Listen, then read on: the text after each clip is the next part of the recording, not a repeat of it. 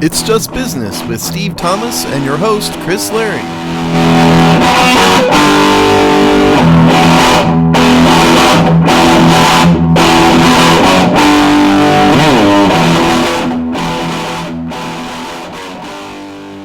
Hello and welcome to another episode of It's Just Business on the Hogstye Network, the show where we look at the dollars and nonsense of the sports media business industrial complex and all its legal complexity of late. How you doing today, Steve? I am doing fine. It's a wonderful day down here in South Tejas. How are you? No, not bad, not bad. Fall is starting to show itself. One thing I hate, I'm keeping it clean and nonpartisan, but one thing I hate about you Southerners is that you go back to school on like July 29th. So my social media not quite feed, that early. We're post Labor Day. I've got a month left, and suddenly I got all these back to school pics and back to school energy. I'm like, yo, it's August 4th. School starts in August. I don't know what to tell you. You guys are just wrong up there. Can't wait till after Labor Day. Of course, you have. School starts after Labor Day. It's like the 16th. School starts in August. No. You Northerners are just amazing me how mixed up about everything you guys always are. I have multiple concert reports this week. Okay. I went to see Sammy Hagar with Joe Satriani and Loverboy, and I also saw Def Leppard and Journey for free, which was fun. Saw Hagar and Satriani at Red Rocks in Colorado in like a 40-mile-an-hour wind on top of a mountain, which was interesting in and of itself.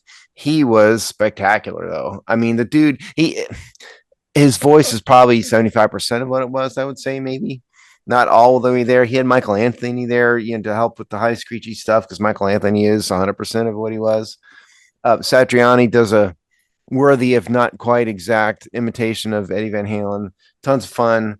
Oh, it was like 75% Van Halen songs, one Montrose song, one Chicken Foot song, a handful of Hagar solo. That tons of fun. And Def Leppard and Journey. I missed half of Def Leppard because it was so late. I had to, it was a work day. But the little Filipino guy, Arnel, for Journey, who replaced the guy who replaced Steve Perry, spectacular voice, unbelievable show, so high praise all around for that. Yeah, apparently that tour's doing pretty well this summer. It looked to be more or less sold out. I mean, it went swear down to the last second, the last ticket, but the whole place is packed. It was the Astros baseball stadium, so 40,000 people there. Steve Miller opened. He's like 80 years old himself. Great. I saw him 30 years ago. He sounded just the same. I don't think he was faking it. It looked like he was really singing it. So it was tons of fun. But you can't beat Sammy Hagar at Red Rocks, man. I don't know if you've ever been to Red Rocks. I have not. It is on. I would very much like to go, but I have not. It is not for the faint of heart, because there are you have to actually get to the actual amphitheater, which is a problem if you have like any sort of like physical handicap or anything, because I call them the stairs of death. I mean, there's stairs up a mountain. You have to, it's tough. I don't know how they get.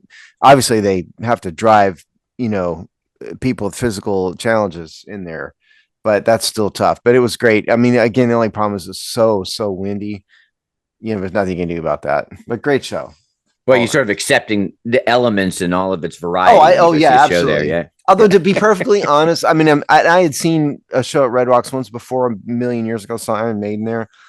But, and I'm glad I saw this, don't get me wrong, but a show is better inside in a venue that has good acoustics, which isn't necessarily the Astros Stadium either, mind you. But it kind of eliminates a little bit of the unknown when it's inside. But irrespective, Red Rocks is just amazing. Here, I'll give you a quick question that I heard Kevin Sheehan talk about, because I think he had gone to see a band at National Park in Washington, D.C. And he asked the question, what is the better sports venue to see arena size, that large of a concert, a football stadium or a baseball stadium? I generally say the smaller, the better, because it's at some point it's impossible to see the stage. At least in a baseball stadium, it's a tiny bit smaller. But even good tickets in football stadiums, you're looking at ants, and then and you're relying kind of on the screen. If you want to actually see it, I would say football. Now, what I would really pick is the one that has the best acoustics, because a lot of times stadiums, especially like the stadiums with roofs, the sound is bouncing all over the place, all over everywhere, and that's tough. So like an open air stadium could be better in that regard, which is not what the Astros stadium is. I mean, it's got a roof and the roof is closed. So I would go acoustics first, but beyond that, I would always default to what will allow me to see the stage better. I'm normally a smaller for concerts. Smaller is better. But the one reason I might go football stadium is one, I think you have better control of the acoustics, because I think baseball stadiums often are designed to go right out, right? Because they want that big sky vibe day at the ballpark. So many, I mean, if it's an outside ballpark, obviously inside ones are different, or ones that have a roof. But so I think a lot of that sound can just go right up into the atmosphere in a baseball stadium. Also, just because the nature of a baseball stadium, you have stages and weird angles, which cuts off sight lines in a lot of different spots. And a football stadium is designed for spectacle. So you're going to, yes, you might be seeing ants, but you're going to have a giant jumbotron and a mega PA. So I almost was, when you could, and you're talking about a band that is going to fill either of those arenas, I'm going to kind of trend towards at least the stadium that can do big better. So I saw U2 in the Seattle Seahawks football stadium. I'm biased against the stadium for this show's reason. Our seats, as it turns out, I didn't buy them, but the guy who didn't really realize it, were along the side of the stage, and the angle was so bad, we didn't legitimately know there was a whole video presentation to go along with it. And I went back and looked like at the YouTube videos and stuff, and it realized that show, because I didn't even read anything about it ahead of time, just went. I didn't realize that show was billed as having a major video presentation to go along with the music. Didn't see a single bit of it. I mean, that was because of the angle, in the stadium. So I'm kind of biased against stadiums a little bit for that reason. But I think I agree with you on the sound, but in this case, Minute Maid Park had, the roof was closed, and you can kind of hear it bouncing around a little bit. And let me tell you something, just a little bit of concert etiquette. Please don't keep walking all around during shows. I mean, I realize it has to happen, but sometimes bands are playing their best songs, and you people out there act like you don't even want to be there. Like the hot dog and beer line is more important than like Faithfully by Journey. Maybe that's not your song, but you're there at a Journey concert. So I have no patience as it is. So people trying to walk past me and, can you move? And I'm going to get out during big hits. Drives me insane, especially for someone with no patience like me. Well, I'll give it. We'll close out the concert report. I'll give you. So, as evidenced by talking here today, it means I did survive my return to the performing arts stage. Oh, that's right. Tell us how it went.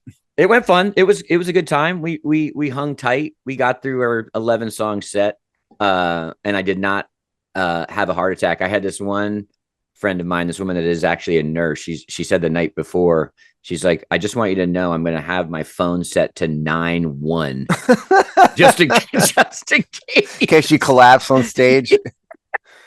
So she's like, all I got to do is press the 1, and I got an emergency right there. I was like, oh, that makes me feel better. But yes, it was a lot of fun. Did you make any mistakes on guitar that people would have realized? Well, if people were listening carefully, yes, but most people, the average person, would never know. No, and we're our whole aesthetic is just a wall of blitzkrieg sound that you'd have to be really deducing it. We were practicing. One of the fellow bandmates reminded me, we played this dive bar that we would regularly play in Brooklyn, and this old regular drunk guy, basically like barfly guy, came up to us after and said, "You guys play the same thing at the same time." Tempo's the same, chords are the same, everything's the same. So, I always have the confidence that someone's covering up my flubs. Now, were there people walking back and forth during your most popular songs? No, they were pretty engaged. Oh, there's no seats, but that was not the case at the Journey Def Leppard concert. Right. Well, we also probably had a net 45, 50 people there. So talk about the other side of your stadium. It wasn't 45,000 and No. 10,000. Well, the walking back and forth thing got so bad in Hagar that my friend who I went there with was like, we got to move because it got so annoying. These people walking back and forth. You're like on the Central Highway.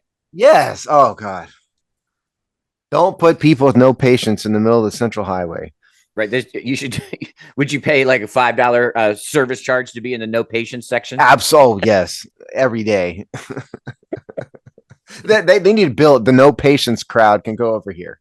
That's why when these didn't have. Well, actually, that's not true. That's why I like when places have beer garden type places because those people can go kind of group over there, and it does kind of separate it out. Because there's a group of people that are there at the concerts for the social event and everything. Like I'm very into music and I don't care about any of that. I want to hear the music.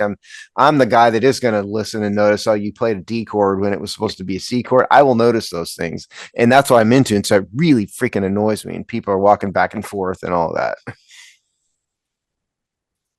All right. Well, there you go. I'm sure 3 concerts all in one report. I know, a lot. All right, Steve, but got some big sports media business legal news, one that just wraps all the topics up into one bow in that we're recording this Saturday morning, I think on Friday, or maybe it was late Thursday. I'm not sure exactly. Steve probably has the details, but a judge put an injunction on the release of Vuru. I can't, these are such dumb names. I can't keep them straight.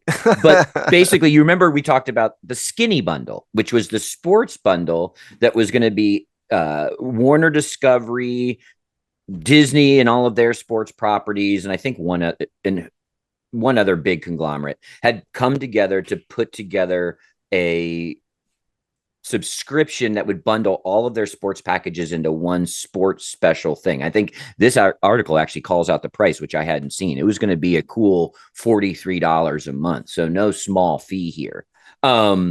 Not as skinny in the skinny bundle, but a court has put an injunction off of a lawsuit brought by Fubo, or something like that. Like, again, I can't keep these names straight, but basically it's a YouTube TV like streaming cable service, essentially. And this puts the launch pretty much not happening this fall and puts even the future of this endeavor really in doubt and definitely gummed up in court. Yeah, well, gummed up in court, I would say is the better description at this point. So when we last talked about this a couple weeks ago, I hadn't read the petition, and haven't read it now either. But I did pull it. I did not have time to read it word for it. It's really long. It's 70 pages, 77 pages.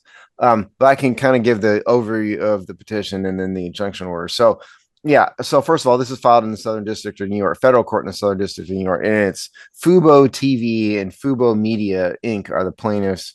The defendants are Walt Disney, ESPN, Hulu, Fox, and Warner Discovery. So those are the defendants. Fox. That was the third leg of the stool. Fox. Right. Yeah. Fox. Basically Warner Discovery and Disney. Now, again, I'm not going to, even if I had read all this, I won't go over it word for word here, but the general gist of the entire case is that this is an antitrust case. And so what they're saying is that by bundling all these major companies bundling together for this one to create this one platform Venu, then it is raising the fees for licensing fees for other entities that are not in the privileged class, then that is creating an antitrust problem. Antitrust meaning anti-competition, meaning some company is prohibiting, by their actions, is prohibiting the free market. Now, I've told you guys 2 weeks ago that I thought the antitrust case against the NFL was stupid. This one isn't stupid. I think they have actually a pretty good argument here. And by the way, they've cited federal law, which is the Sherman Act, a bunch of different Sherman Act stuff. And they've also cited one in New York law I'm not familiar with. I'm not licensed in New York, of the Donnelly Act. But the Donnelly Act appears to be basically the New York state version of the Sherman Act. So it's probably similar. But the general gist of it here is that because Fox and ESPN and Hulu and Warner Discovery, ESPN are all together, not only are they all together, but they're raising the fees to license if you're not among them. And so as a result, Fubo, according to their argument, is going to be basically locked out of providing their services, their streaming service to people. That's kind of their basic argument to this. And so they claim then it's anti-competitive and therefore a Sherman Act violation. That's kind of the basic gist of it. The court kind of agrees with them at this point. So what an injunction is it's an order by a court for that a party files that orders the cessation of some certain action. In this case, it's the formation and kind of launch of Venu. Now, you can't just get an injunction for any reason. It has to be, the key is there has to be irreparable harm. That's the buzzword, irreparable harm, if the injunction is not granted. And what that means is, court, if you don't grant this, something's going to happen that we can never change. Now, this never means money. The courts for decades have said you cannot get an injunction just because you're losing money. And so that is not what this is here. And so, and the other element, by the way, is you have to have a high likelihood of success. So you can't just file some stupid case and you have no chance of success. The court has to think at this point, I think you have a decent chance of success. That's another element here. And so in this case, the court accepted the argument that this venue is going to stifle competition in such a way that it may permanently damage Fubo TV's existence. So that's kind of the fundamental part here. And there's a summary part here in this order, in the injunctive relief order. It says, if JV, meaning JV is Venu, is allowed to launch, it will be the only option on the market for those television consumers who want to spend their money on multiple live sports channels they love to watch, but not on superfluous entertainment channels they do not. JV's corporate owners are the same players that use their long-standing bundling practices to create the void in the pay TV market tailor-made for live sports to fill, and exercise near monopoly. Here's the trick, the real part. They exercise near monopolistic control over the ability for different live sports-only streaming services to exist and compete. Shortly before the venue was announced, the defendants explicitly agreed to stay clear of supporting another platform for at least the next 3 years. And so, I mean, they're essentially, and it goes on from there, but they're essentially admitting that their point is to stifle competition. And so that's the trick. And so now, there's different types of injunctive relief. There's something called a temporary restraining order that's usually only for like a month or two. And a court will do that to kind of cease the immediate harm, and then they'll readdress it. And then they will enter what's called a temporary injunction. Typically that means that the injunction is going to be in place for like the life of a trial. And then there's a permanent injunction, which means that the case is over and the injunction is in place forever. This is the middle stage, which is a temporary injunction. And so the idea here is they're going to get through the trial and see what happens. But so there's no termination date on this injunction. The court just calls it preliminary, and that's it. So that's kind of the basics in a nutshell of it. Your thoughts, Chris? Well, one, we're reading, this was a pretty good overview, comprehensive article in Sportico by Michael McCann. Venu Sports launch in Peril after Fubo wins Injunction. And, I just have to keep laughing at, Fubo v Venu sounds like like a episode 39 of Star Trek or something. Or like a venereal disease. So there we go. That I can't get past this, how silly this sounds when we talk about it, but not the details, but just these namings things. Yeah, they're not the best marketing efforts ever. No, and when you see it like in this kind of legalese and in the kind of headlines in the news, it just sort of underlines how silly it is. But anyway, I think this is massive. I mean, we were very surprised. This Venu was only conceived I think, or at least announced, and I would guess even conceived not that much later, in the last 10 to 16 months, right? Well, This I can came tell you why. quickly. That's in the petition. The defendants announced this venture in February of 2024, this year. We talked. Yeah, we talked 6 about months it ago. Yeah, whenever it happened, we talked about it immediately because it was so Yep. massive, and was such a sea change, which I think is Fubo's point. One of their points, and it came out of nowhere. So, but this is pretty. This is I mean, I understand it's temporary, that sort of middle path, but they timed this to the fall for a reason, right? And Well, of for the course. kickoff of the NFL season. So, like, this really, obviously, it puts the service on ice, but this really puts their rollout on ice as well. I mean, it's not a death blow, but this is a pretty big body blow for this Venu effort. And you do wonder if they acted too fast, too quickly, and they tried to ramrod it through, and they're not going to succeed. Well, I'm always a little bit leery of antitrust arguments because I think there's a fine line between a group of people or group of companies that just put together a very good product that's successful. And so because it's a good product, it by its very nature, it kind of stomps out some other lesser products versus a group of people or entities that are intentionally trying to stifle competition. I mean, there's a real gray area for that to me. And me, Mr. Independent and Mr. Anti-government, control and regulation that I am, sometimes I don't like this. And to be honest, I think that if they had slightly restructured this a little bit, we wouldn't, at least I wouldn't support an injunction. To me, what really gets me is that the licensing fees for other entities that aren't in the collective are much higher. If you guys had made the licensing fees the same for everybody, you guys, meaning I'm talking to Disney, etc. I think there's a lot less of an argument that that's just anti-competitive. And so if they had just made that little tweak, which would have cost them some money, but would have kept the service alive, we may not be here. There probably would have still been a lawsuit.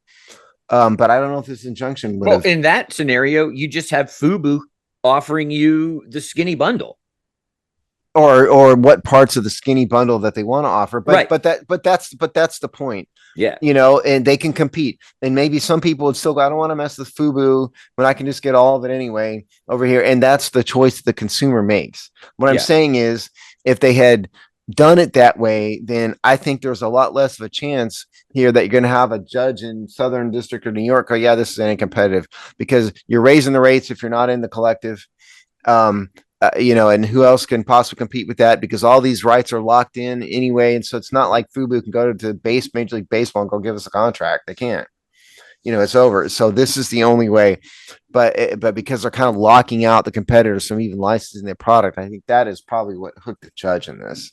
In the Sportico article, it does cite the which I found sort of fascinating, the Columbia Records case, which is a really interesting case that the judge cites, which is about basically movie producers were going to start their, and this is in the 80s, basically or 90s, start their direct to consumer exclusive movie channel, basically to combat home video. It's US versus Columbia Pictures from 1981.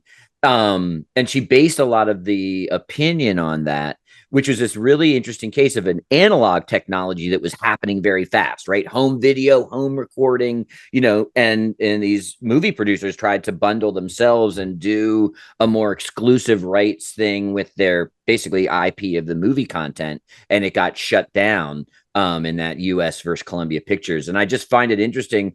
Sometimes we think that all this stuff is just invented in the digital age, but there are analogs and precedents in other parts of like sort of fast, rapidly changing media landscapes. And so I think the callback and I'm not like Steve, I'm not a lawyer, but I'm also not like even that much of a legal geek, but I thought the callback to that case and the parallels of rapid technological change at those eras was pretty fascinating.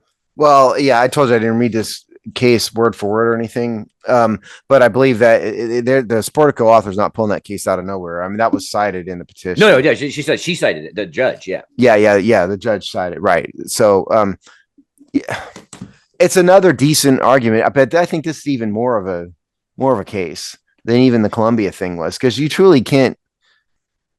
There's truly no way to get this to license these products other than this. I mean, I just told you, I mean, I have a hard time with some antitrust, including this one. As much as I dislike Disney just for political reasons, which is another topic for another show, and I probably wouldn't subscribe because of it, to this, it's actually a great idea. Well, Chris is laughing at me, but that there's a lot of people that feel like I do about Disney, because they've made such a effort to make a social and political statement sometimes that a lot of people disagree with. I think they've hurt their audience, and they've hurt some of their products, including ESPN has gotten really political and annoys many people who are on my side of the aisle with the things they say. So I don't think I would subscribe to it for that reason personally. But if you forget that, it's a pretty darn good idea, and it's a pretty darn good product. And should they be penalized because they can have a good product? Probably not. So just change their model, allow it to be licensed out, maybe with conditions, but at a reasonable rate. And if Fubo can't compete, they can't compete. I think that's now that's too late for this, of course, because there's already a lawsuit in place. And at this point, I don't even know how you settle this case. I guess you settle it by negotiating a license agreement, maybe, but it's really complicated. This is not just a money case, complicated case. Feel free to continue to laugh at me though, Chris. It's okay. Well, I mean, you're sort of admitting the fact that the other partner is Fox. So, if you're easily offended, you can be offended from all angles on that. I'm not saying bundle. You can. Of course you can. I'm not. And again, we're not trying to be political. What I'm saying is I'm not alone in saying there are many people who are offended by the political and social stances taken by networks. That includes Fox. Fox is known to, at least Fox News is known to have a conservative bent that offends certain people. ESPN and Disney are extremely left-leaning.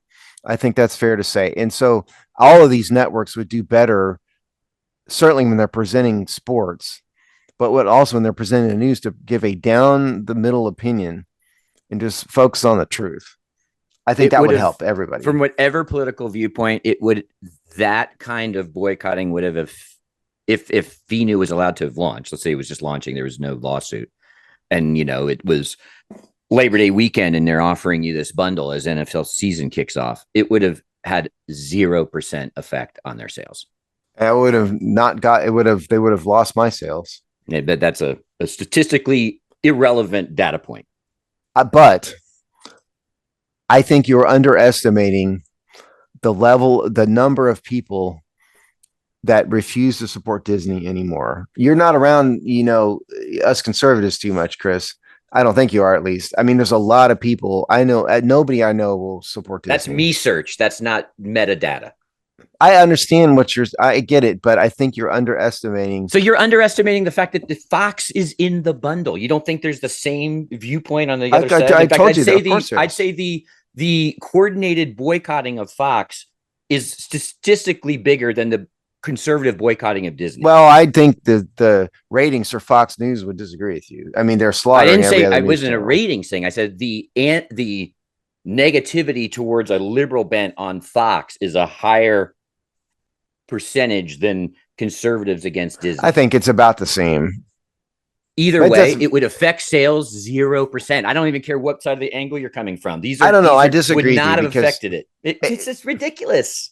It would not have affected the sales of a major sports package that gave you the NFL, the NBA, the NHL.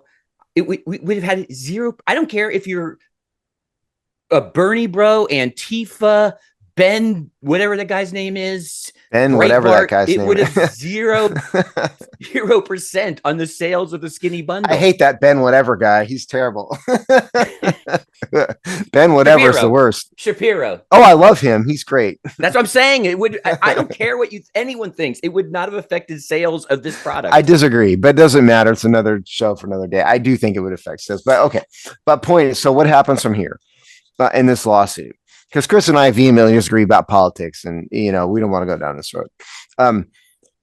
So the lawsuit's going to proceed. The injunction is going to remain in place, until such time as either the parties reach a settlement or the case is resolved.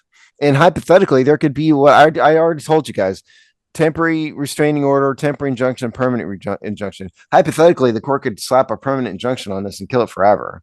I think that's probably unlikely. Because there's a compromise point out of this. Like I said, reduce the fees, allow Fubo to buy in or license what they want, and I think this would probably go away. So I doubt there will be a permanent injunction, but I do think it's pretty good likelihood that the court will say that the judge will agree ultimately with Fubo. What is it? Fubo? Fubo's a clothing brand. Fubo v Venu. Yeah, Jesus. Yeah, but I do think the court, there's a decent chance that the court will agree with Fubo here that competition was stifled, in an inappropriate way under the Sherman Act.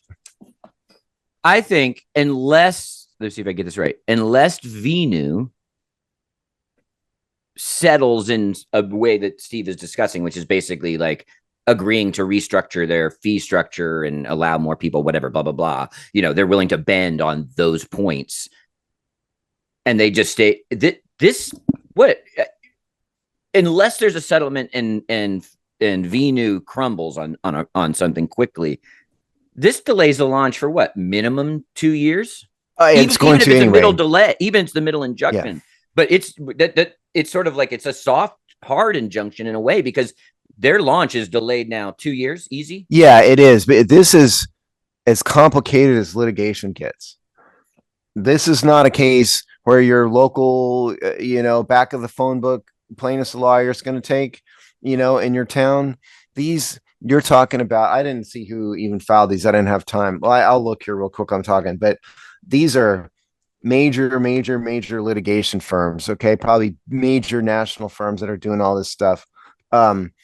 It's not for the faint of heart. And the cases, the facts are very complicated. The legal issues are very complicated. These kind of cases can take years and years. So I think you said it exactly right. Unless the Venu people are willing to, okay. So Kellogg, Hansen, Todd, Fiegel, and Frederick out of DC with a whole bunch of counsel. A major firm. Okay. Although to be honest, that's not one I've ever done anything with. So, but regardless, this is not a case that settles. This is not a car wreck that you settle in 2 months.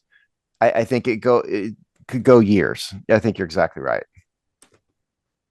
Well, we'll go on to our next topic, which is Olympic ratings, which are actually the headline we're going to be. And this is an article from somebody I didn't know before, Sports Video Group. It's actually got a .org. So I think it's actually like a research consortium or something along those lines. And the article here would back that up because it is in depth. It's called Ratings Roundup 2024 Paris Olympic Sweep.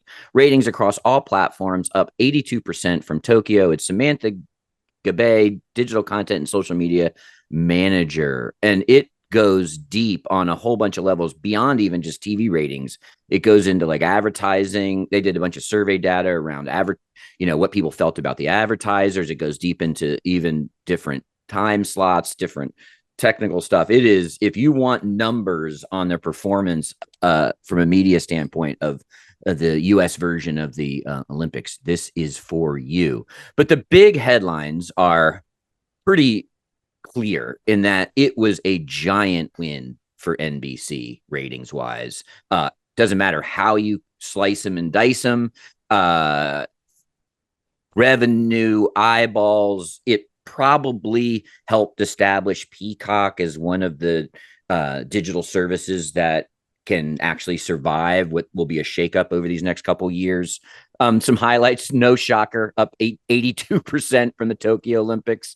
And the biggest takeaway for me, Steve, there's so much in here. We could probably, that we could spend hours. It's really, really in depth. This is a lot in this. But the fact that, and this is actually something I thought about you a lot about watching the Olympics and even reading this data, even in real time, as it was clear it was doing very well. The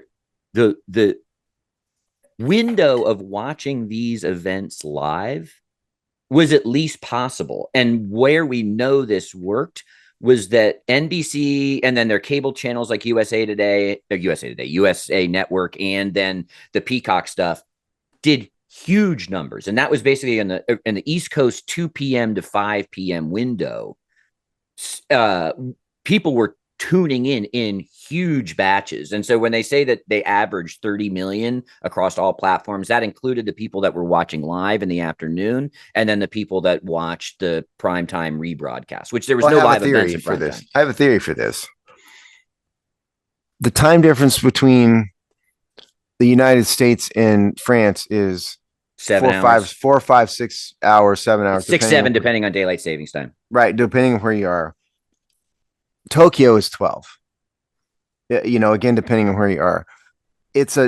That puts most of the stuff in the middle of the night for the United States. And it also gives morning news reports, ESPN, other news reports, a chance to report all the results already. Forget the pandemic stuff. I think when the time difference is that far, a lot of people have already seen the results. And there's very few, there may be some night owls out there who watch the stuff in the middle of the night, but for the most part, they don't. Whereas here, it's only 5 or 6 hours. And, most people are working during the day, and so it's hard to follow the news and everything during the day. And so I think a lot of people had not seen the results yet, or if they had, they just saw a headline or something. And I thought, well, very little, Again, I told you before, I didn't like that opening thing, making fun of the Last Supper and all that. So I intentionally didn't watch nearly as much of this as I usually do. But I thought that aside, ESPN's primetime show was a lot better than sometimes it's been in the past. They packaged it pretty well together. You mean NBC's primetime package? Sorry, what did I say? Yeah. I meant NBC. Yeah, their primetime show on the main NBC network, what little I saw of it, seemed to be packaged and done better than it was before in terms of their focus on the particular events, their coverage of it. But I think the biggest thing is it was easy enough to avoid the results, unlike Tokyo, where it was impossible to because you're playing it literally a half a day later to hit primetime in the United States. But and people were just watching it work aside. Oh, and I'm not trying to minimize the fact that people watch I'm agreeing with you in that even the time difference window meant you could watch something live at 4 p.m, right. Which ways people live their lives, working from home, different hours. I mean, it's not the 3 a.m. So like people were like, yeah, sure, I'll watch. One thing I did was I recorded it on my DV. I recorded the live, and then I watched that often instead of the prime time. I did have to work. Yeah. So I would actually record because it was a better sports package, right? They're covering things live. They're staying with things longer. It still was Mike Tirico. This guy, man, must be tired. Mike Tirico hosted. He must be tired. Seriously. He hosted the live 2 to 5 broadcast and then had to turn around and do a bunch of the taped interstitials and hosting of the prime time. That dude was on TV a hell of a lot of time. He's really good, though. There's a reason why he's all over the place. He's really, really, really good. And it was a perfect storm. Let's be honest. It was a perfect storm of a couple of things. Yes, a not totally in sync, but a more friendly time zone goes a long way. And there was no Russia. So the U.S. dominated, so like just from a U.S. helps. Angle, that definitely helps. Well, listen to here's the list of host cities for the past several years. First of all, the Olympic Committee hates us. Just for the record, hates the United States. For those of you wondering, last time the United States hosted the Summer Olympics was 2002. in Salt Lake City. For those wondering, so it's been more than 20 years. But so this was Paris. 2022 was Beijing, China. 12-hour time difference. Tokyo in 2020, 12-hour time difference. Pyongyang, South Korea, another 12-hour time difference. Rio de Janeiro in 2016 is basically our time zone within reason. So I'd be curious to see that. I don't remember the ratings 2016.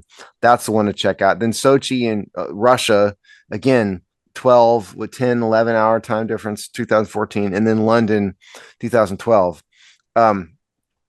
Which is 5 hours for a lot of people on the East Coast. So we've had a lot of them recently that have had a huge, massive time zone difference that it makes it very hard to broadcast in the United States. Whereas Paris, London, Rio, those are the ones that are easy. But again, I think NBC just kind of learned they've packaged their product better.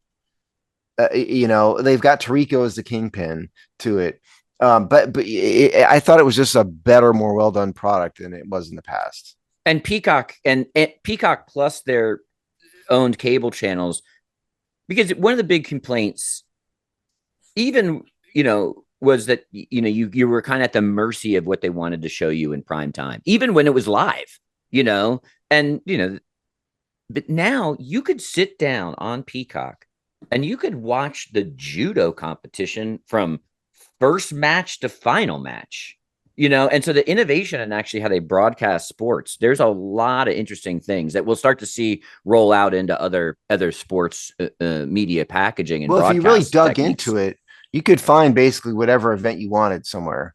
But that's not been the case in the past. Yeah. No, and watch it tone to tail for sure. So I think there's a lot of interesting things. Now, I think for NBC, their perfect storm. And by the way, like their social stuff went bonkers. I mean, just high tide. I didn't pay attention. It goes into this too. Like high tide lifts all boats is the headline. But they mentioned, I've never heard of a stat called total audience delivery. Have you ever heard of that, Chris? Yeah, this article mentions total audience delivery meaning 30.6 million. I don't know what really that means. They basically are adding. Well, first of all, it means that they're taking data from anywhere you can watch, right? So that's the total combined numbers of everything, and it's combining that afternoon because NBC basically packaged two top line NBC things. Was the daytime coverage and then the primetime coverage. So it takes all numbers from all streams and it adds afternoon and evening, and that's where they get the 30 average TAD. Okay, there you go. That's a really, really big number. It's the huge point. That's it's an aggregated number. You have to keep that in mind, but that doesn't necessarily diminish the number. I mean, it's not Super Bowl numbers, but it's still number one every night, every market. Yeah, and they go in deeper into the average. They did a bunch of survey data, the halo effect, which they call on advertisers that went big. First of all, the advertisers are ecstatic, and 3 of 4 respondents in their research results said they had a higher degree of trust in the advertisers on the Olympics. So they're getting a huge glow effect. And when that's name of the show, when you get right down to it, it's like, how do the advertisers feel? And they couldn't be happier. By the way, on Tarico, this thing says that he anchored 100 hours in 3 weeks. Right? It's nuts. Hopefully he was due for some vacation days. Well, but except for the NFL season's about to kick off. Maybe he can get a week or somewhere. Yeah, right. Or somewhere. Stay in Europe or whatever. So fascinating stuff. I would if you're out, obviously all the links to these articles are in the show notes. If you really want to nerd out, this really is a pretty great data dump about all the things that this show cares about. It really is. I mean, we didn't find it in time for me to really do a deep dive in it because I was reading the lawsuit, that from the last segment. But this is a really great really great piece. So y'all, I highly recommend it. So Steve, I hesitated wanting to talk about this next topic because the headline of it so disgusts me, and that is the top valuations of sports franchises, which has the Dallas Cowboys at the top with a just above $10 billion valuation. But we've got the list. We know who the big players are, and unfortunately, the Cowboys sit at the top. Yep. Okay, so this is really Sportico, but it's Bleacher Report. Cowboys top Sportico's 2024 list of most valuable NFL teams worth 10.32 billion by Adam Wells, August 13th, 2024. And again, we found out Bleacher Report, but it's really Sportico. So here's the list. Dallas Cowboys, as you said, 10.34. I don't hate it as much as I used to. Los Angeles Rams are number 2, 7.79 billion. And these are obviously estimated values, okay? New York Giants. And they don't really publish their methodology. No, they don't. New York Giants, 7.65 billion. New England Patriots, 7.31 billion. San Francisco 49ers, 6.86 billion. New York Jets, 6.8 billion. Miami Dolphins, 6.76 billion. Philadelphia Eagles, 6.75 billion.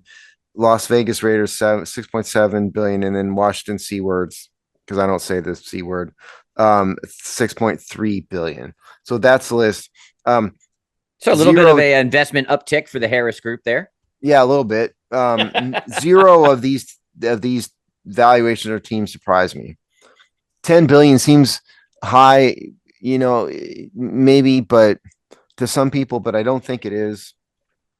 The market, you Washington fans may dislike it, but the marketing, they are by far the most popular team in the country. The marketing possibilities are endless. Jerry Jones, for as much of a slime ball as he is, he's done a fabulous job with local marketing, and it has raised the revenue of the team. I mean, again, you can not like him if you want, but that's indisputable to me. The Rams at first glance may seem like an odd fit for number 2, but until you stop to think, they're in the second biggest market in the country, Los Angeles. So that alone helps them out. Plus, and then look, they own that stadium, right? So that's got to be part of that.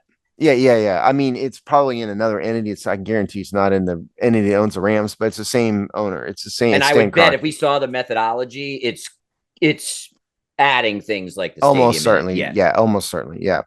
And look at these other teams: New York Giants, New York City, New England Patriots. You knew that was going to be there no matter what. 49ers, major team. The Jets, New York City. I would say if any of these teams would surprise me on this list, probably the Philadelphia Eagles might be the one. That are, what is that, number 7? So 8, 9, number 8. That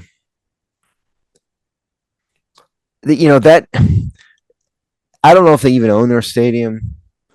It's kind of yes, it's an East Coast market, but it's not New York. I don't know. That one surprised me. Does anything surprise you on this list, Chris?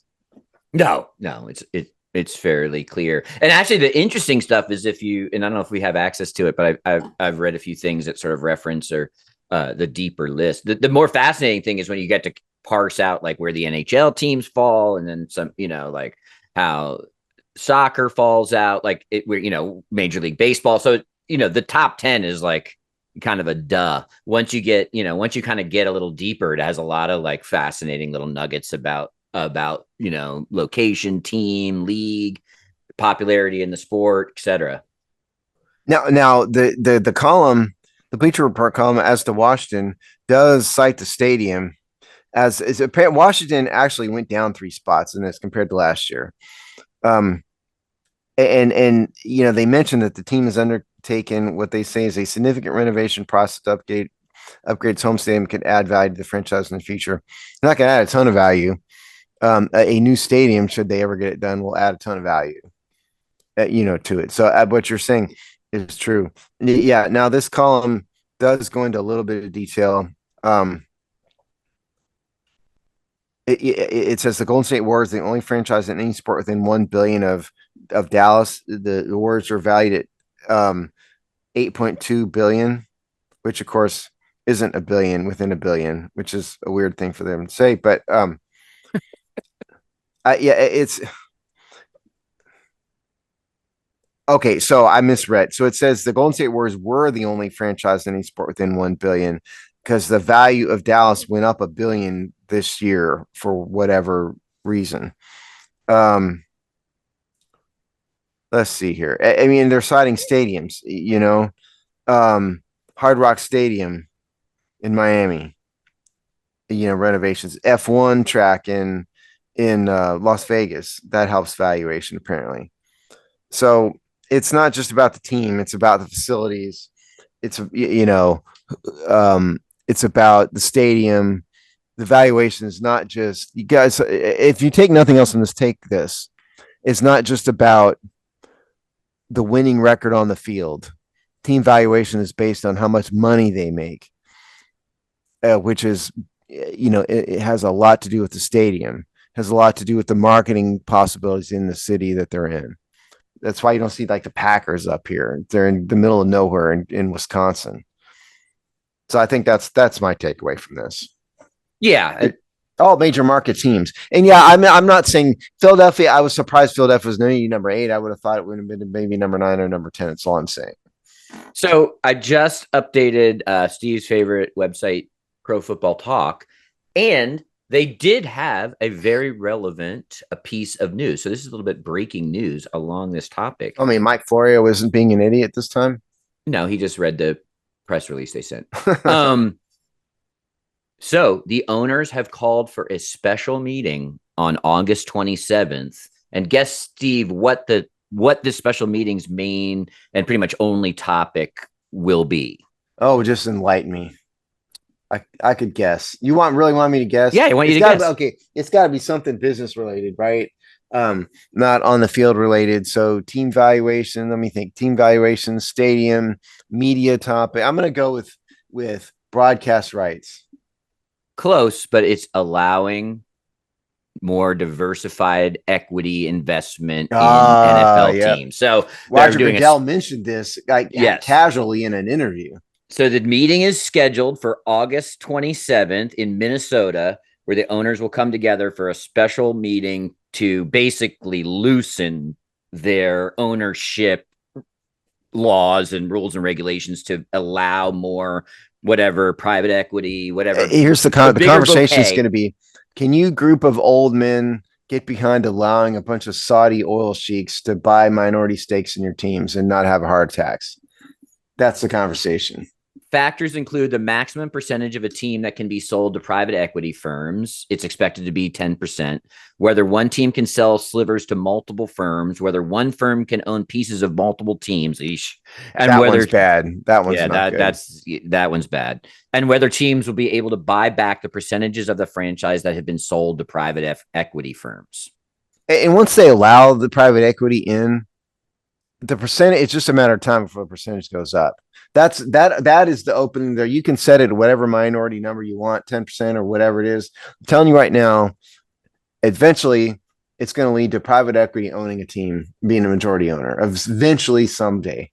But so when you see that, so to connect it back to the list, when you see valuations, like who has $10 billion? $10 billion. You're talking about Elon Musk and Bill Gates and those type of people, the only ones who could at a solo level put together that kind of money. That's not even go back a decade, you're talking about what, $1 billion, $2 billion for these teams. A lot of people, it's a ton of money, and normal people can't, but there's a lot of rich guys could afford to buy a team. So if you go back 20 years, it's even less.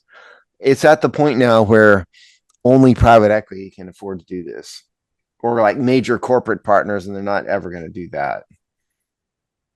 So there you go. So you can see where we've been calling for this forever, but the NFL will loosen its belt on allowing who can eat at the ownership table. It's only a matter of time before you see the Qatari government buy into the Kansas City Chiefs or something. Especially once international expansion comes. So there you go on that one. So a little late, Florio just published that at 9:04 Eastern AM. So that's hot off the presses and very relevant to this conversation about valuations, because we saw what happens. Yeah, we saw how hard it was for the Washington sale. It's so good. that was the thing that kicked in the door to this conversation. And Josh Harris talked about that openly. Yeah. And by the way, I'm glad it seems like Mike Florio didn't try to expound and give his stupid, ridiculous opinions on it. Sounds like it was pretty straight and level piece. So I congratulate him on that. Maybe he's learning that he's not as smart as he thinks he is. The other thing he said to look for is that they may talk about extending the touchback point to 35 yards, but he doubts it. You're just not willing to go bash Florio like I am. No, are I you? don't. I'm not. I'm Florio neutral. I'm neither. I respect the fact that he was able to go from a nobody lawyer to running NBC's football operations. But other than that, I actually, but many of his critiques, I actually think that your critiques are valid. And the guy is, he is a clown at least half the time. Nobody's more egotistical than Mike Florio. Yeah. I'd be strutting too, but yes, you'd be strutting too. Yeah, if I did, I can stand you though, Chris. There's a difference. I can't barely stand him. And I would be much more humble if you, probably in the end. Speaking of humble, we have Broadcaster's Corner here. We have some interesting contract updates with a couple of high-profile ex-athlete talking heads. Although one arrow pointing up, one down. What?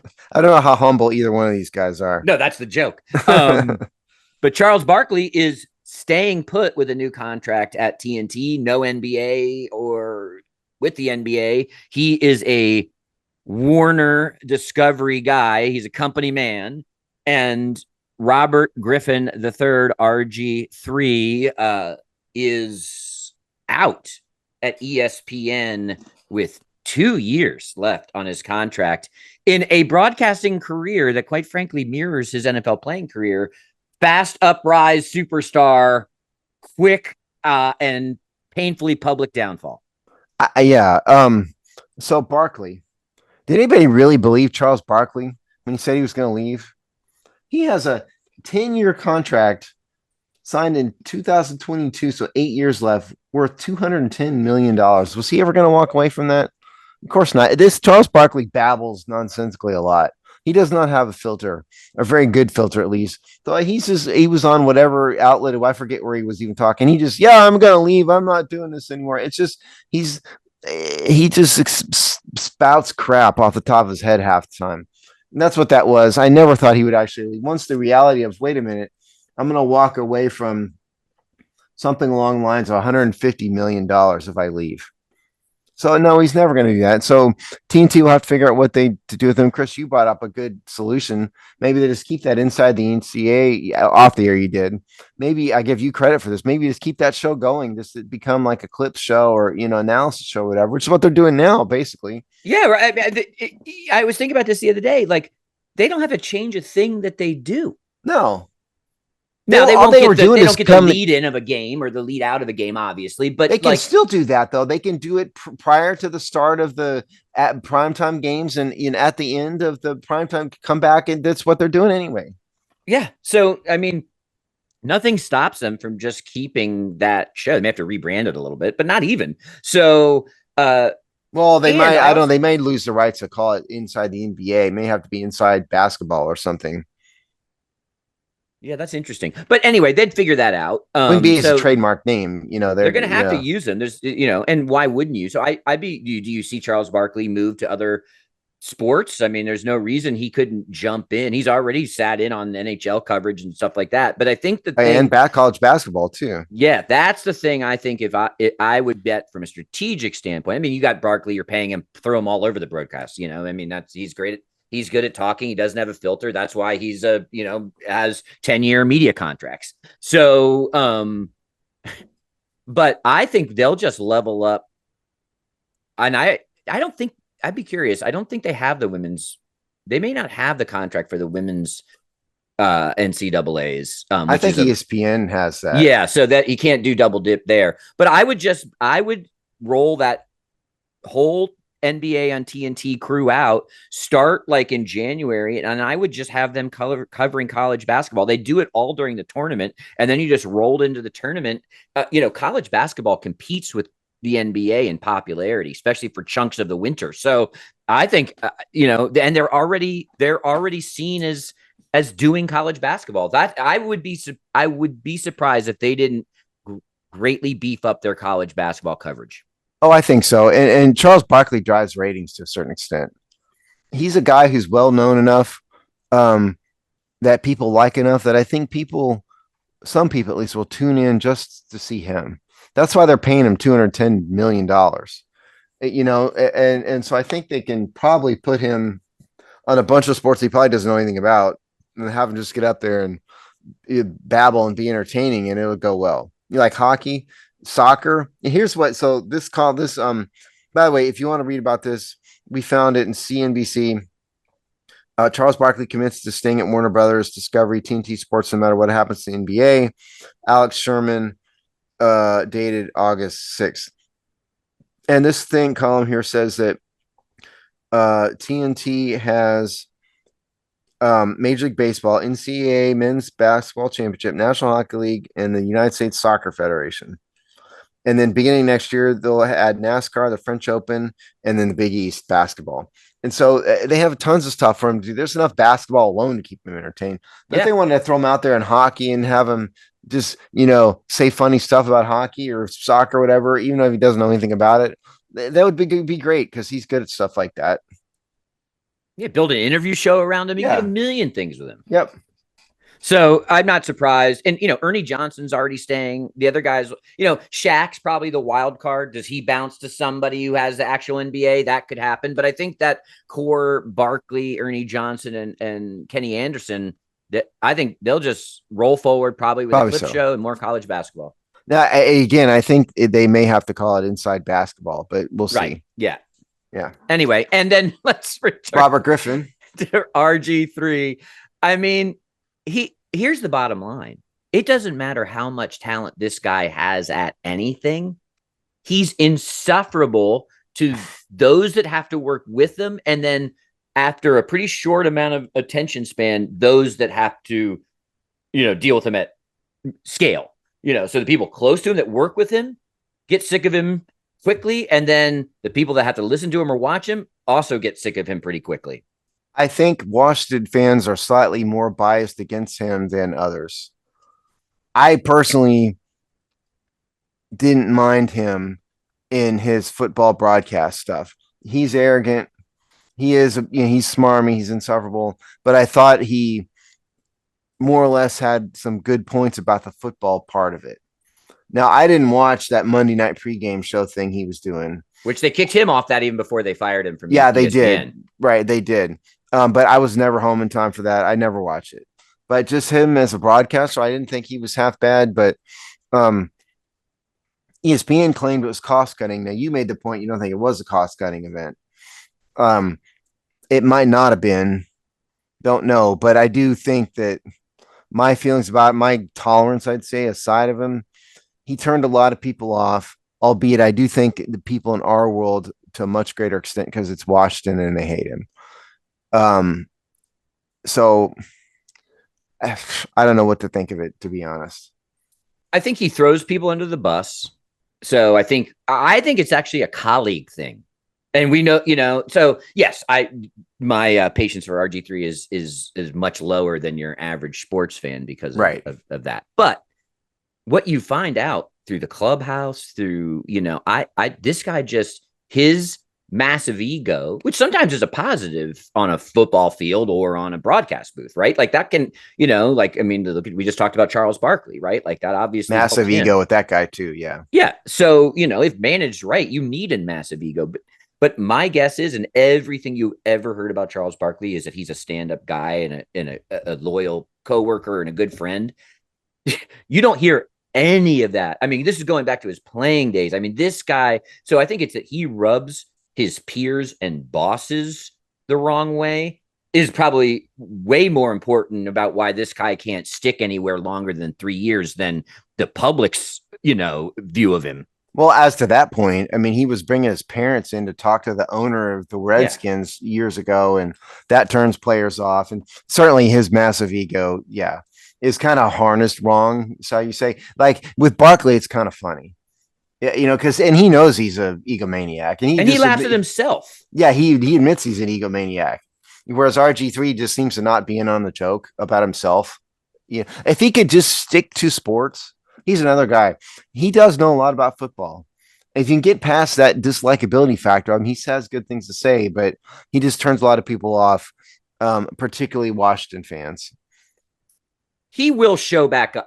Most people say he was good at the color commentary in a booth. That's what he was good at. That's what he'll show up somewhere doing that. That's what I saw him do most was that. And again, I don't hate him like some Washington, like diehard Washington fans do. He was pretty good at color commentating, but when he would go off script is when he would say stupid things. That's when, because sometimes he would. And he can't control himself on social media, and that's part of this too. Oh, is he? I mean, I'm not he says social dumb media stuff anymore. all the time, and just like shoots his mouth off. It's just like a He's the wild Donald card you don't Trump need. of social media, huh? Yeah. Even smarmier. So yeah, I was laughing at that, but it just, this guy, he cannot. I mean, where is he stuck more than 3 years? And remember, I'll make a prediction. I think he will show up on somebody's college football broadcast team, like a Saturday afternoon color commentator for some, like the Big East or the Big somebody, Big 10 or wherever.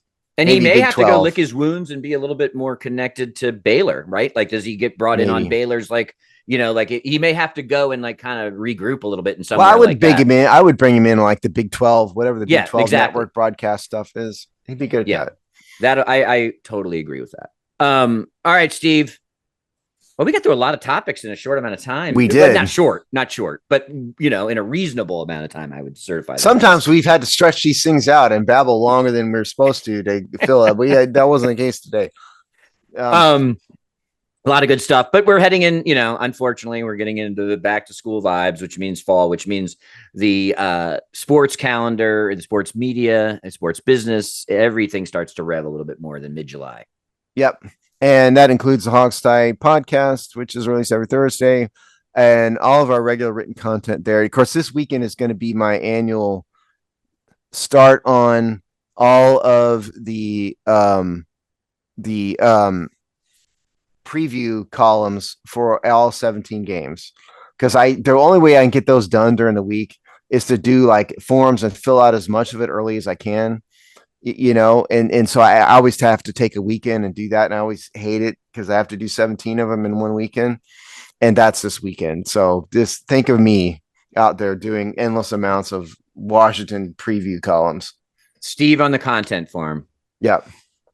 All right. Well, look forward to those recaps. Look forward to the season. And we will see you in 2 weeks, probably with a very, NFL kickoff vibe. Could be.